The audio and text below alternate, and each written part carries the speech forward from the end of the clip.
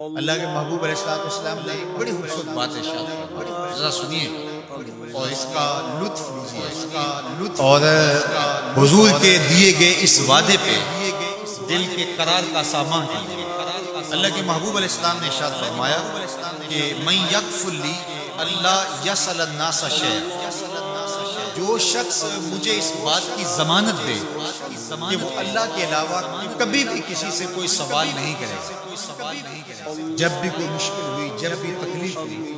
تو وہ سوال مالک کی دہلیز پر، وہ مصلی بچھائے گا اور رب سے کہے گا میرا مسئلہ۔ جو شخص مجھے یہ ضمانت دے کہ وہ اللہ کی دہلیز پہ اپنے سوال رکھے گا، اللہ کے علاوہ کسی سے نہیں کہے گا، اللہ کے محبوب فرماتے ہیں اتکفل لہ بالجنہ، میں اس کو جنت کی ضمانت دیتا ہوں۔ اور یہ روایت حضرت ثوبان رضی اللہ تعالیٰ عنہ سے بنی۔ حضرت ثوبان نے جب حضور سے یہ فرمان سنا، انہوں نے کہا حضور میں ضمانت دیتا ہوں، میں زندگی بھر اللہ کے علاوہ کسی سے سوال نہیں کروں۔ اور صحابہ نے پھر اس پہ عمل کر کے دکھایا۔ صحابی کا کوڑا گرتا ہے اور وہ بھی گھوڑے سے نیچے اتر کے خود اٹھاتا ہے، کہا جاتا ہے جناب آپ نے کہہ دیا ہوتا ہم اٹھا کے دیتے، جناب نہیں، ہم نے حضور سے عہد کیا تھا کہ اللہ کے علاوہ کسی سے سوال نہیں کریں۔ تو انہوں نے اتنا لحاظ رکھا اور اپنے وعدے کی پاسداری اس انداز سے کی۔ تو یہ ہے وہ دولت جو کسی بندے کو اللہ صالح اعمال کے نتیجے میں عطا کرتا ہے۔ حضرت حسن بصری رضی اللہ تعالیٰ عنہ فرماتے ہیں کہ یہ کسی شخص کا ضعیف یقین ہے کہ جو اس کے پاس موجود ہے اس پر اس کو اعتماد ہے، اور اس کا جو حصہ اللہ کے پاس موجود ہے اس پر اس کو اعتماد ہے۔ دیکھیے ایک شخص کے پاس کچھ پیسے موجود ہوں، اس کی جیب میں ہے، اس کے لاکر میں ہے، گھر میں ہے، اور ایک وہ اس کا مال ہے جو بینک میں پڑا ہوا ہے۔ تو جس طرح وہ اپنے ہاتھ میں موجود پیسوں پر مطمئن ہوتا ہے، بینک میں پڑے ہوئے پیسوں پر بھی ایسے ہی مطمئن ہوتا ہے، کہتا ہے وہ بھی میرا ہی ہے۔ تو جو شخص بینک میں پڑے ہوئے پیسوں پر تو مطمئن ہے، گھر میں موجود رقم پر تو مطمئن ہے، اس کے ہاتھ میں، اس کی جیب میں جو ہے اس پر تو مطمئن ہے،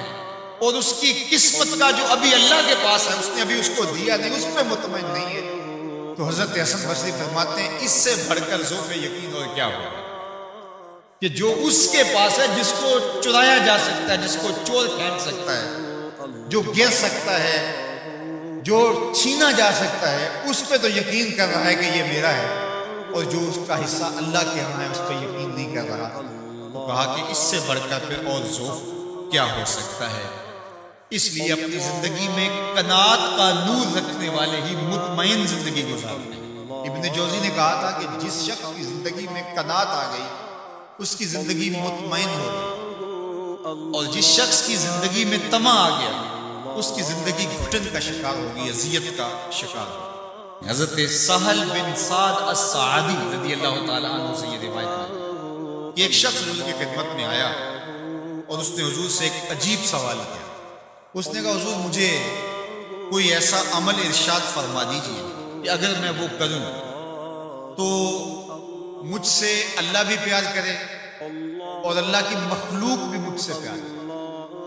ایک عمل ایسا بتا دیجیے اگر میں وہ عمل بجا لاؤں تو اللہ مجھ سے پیار کرے اور اس کی مخلوق بھی مجھ سے پیار کرے۔ اللہ کے محبوب نے اس کو جو جواب دیا اس کا مفہوم سن لیجیے۔ آقا کریم نے فرمایا جو دنیا میں موجود ہے، میسر ہے، اس سے بے رغبت ہو جا۔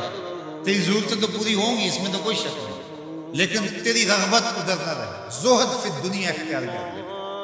تو تجھ سے اللہ پیار کرے گا کہ یہ بندہ دنیا میں رہ کے بھی دنیا کا نہیں میرا ہے، اور جو لوگوں کے پاس ہے ان سے بے نیاز ہو جائے تو